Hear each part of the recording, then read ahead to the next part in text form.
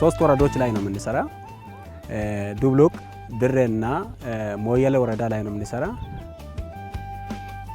አሰስመንት ሰርተን ያለውን ጋፕ በተለይ ሂጎና አኖሌ ላይ አይዲፒ ናቸው በጣም የተጎዱት ናቸው። በድርቅ ጊዜ ከብታቸው ያጡት ናቸው። ፍየልም ያሉት ያጡት ናቸው። ዲስቲቲዩት የሆኑት ህብረተሰብ ነው እዚህ አካባቢ ያሉት።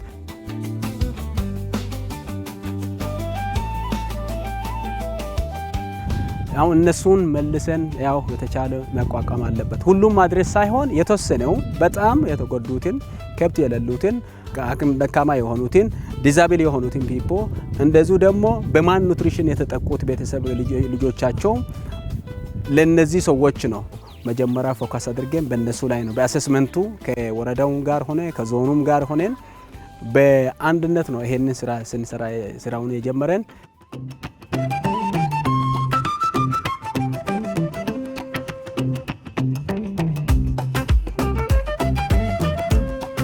ጠቅላላ 181 ቤተሰቦች በሂጎ ብቻው ፍየል ተጠቃሚ ሆነዋል።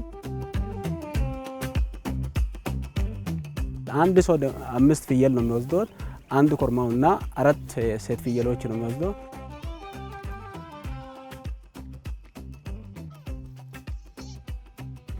ፕሮጀክቱ አሁን ወደ ክሎዚንግ ቀርበናል። አሁን ልንዘጋ ማለት ነው። ክሎዚንግ ወርክሾፑ ላይ ከመንግስት አካላት በተለይ ከግብርና ቢሮ ጋር እንዱ ደግሞ ከቡሳ ጎኖፋ ቢሮ ጋር ትስስር ፈጥረን ይሄንን ለወደፊቱ ለሰስተናቢሊቲ እንዲቀጥሉ ስልጠና እንሰጣቸዋለን። አሁንም እንደገና ዛሬው ፍየሉን ያገኘ ሰው ያም ፍየሉን ሽጦ ለተለያየ ነገሮች ለመጠቀም ሳይሆን ካረባው በኋላው ራሱንም ችሎ ሌላውም ተቸጋሪን እንዲረዳ እንዲያደርጉ ይሄንን ነገር ያው ለሰስተናቢሊቲ እንሰጣለን።